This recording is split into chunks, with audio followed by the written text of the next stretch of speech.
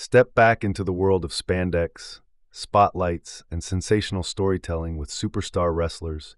Issue number 57 from November 1994, an issue that slams straight into the Hulkamania era, just as it's morphing into something new. This magazine, like so many from its time, is dripping with the style, bombast, and contradictions of 1990s pro wrestling.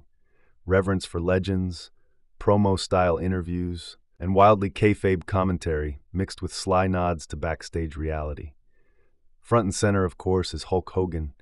Fresh off his shocking defection from the WWF to WCW earlier that year, the magazine treats his move like both a betrayal and a second coming. The tone is fascinated, a blend of nostalgia and reappraisal. Hogan is framed not only as the immortal icon of the 80s, but as the anchor of WCW's growing ambition. The article captures the tectonic shift his move represented, the WWF losing its biggest draw, and WCW grabbing the wrestling world's attention by swinging the biggest hammer in the business. We learn how Hogan's charisma and mainstream visibility, from Rocky III to Saturday Night Live to his animated series, gave him reach far beyond the squared circle. Yet, the magazine doesn't shy away from pointing out that Hogan's fame came with fatigue.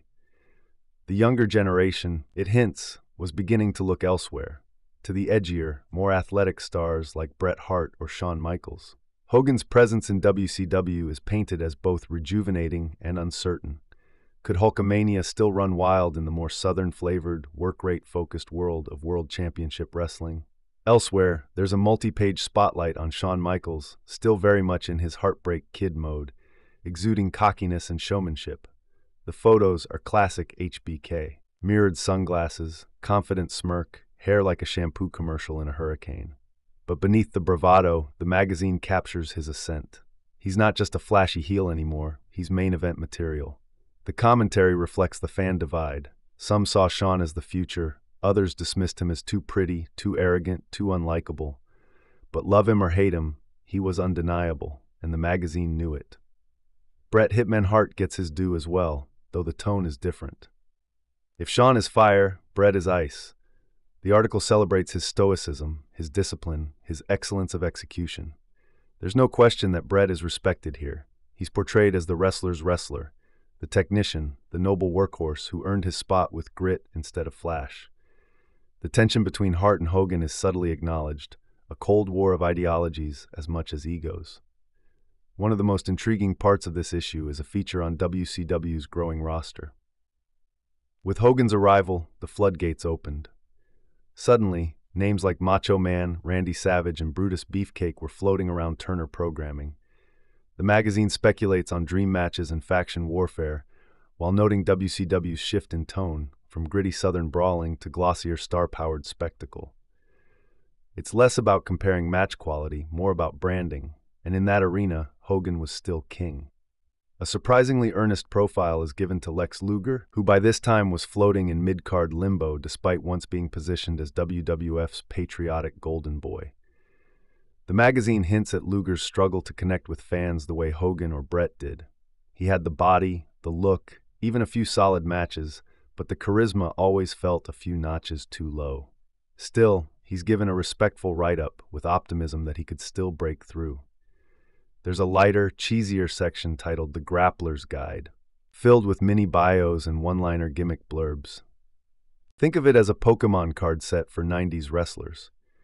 Doink the Clown, IRS, the 1-2-3 Kid, Yokozuna, all get summarized with puns and playful kayfabe commentary. It's charming and ridiculous and pure 90s. These bite-sized tributes show how deep the roster was at the time, a mix of gimmicks, athletes, legends, and oddities. Then there's the merchandise section.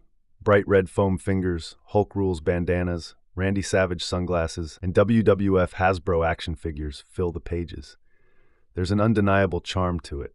The pre-Amazon era when fans mailed in money orders or clipped order forms from glossy pages. The cultural merchandising machine was already in full gear, and kids could now wear their fandom on their sleeves, literally. Not to be overlooked is a full-page wrestling horoscope feature, complete with absurd predictions. Capricorns might find themselves trapped in a steel cage of emotion. Scorpios are advised to watch their tag team partner for betrayal. It's silly, of course, but it fits right in with the tone of the magazine. Playful immersion in a world where everything is exaggerated and personal destinies are settled with suplexes.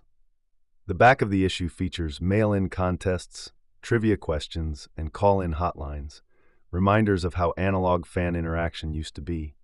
There's even a fan art section showcasing kids' drawings of The Undertaker and Razor Ramon, proving once again that wrestling fandom was a creative outlet as much as a pastime.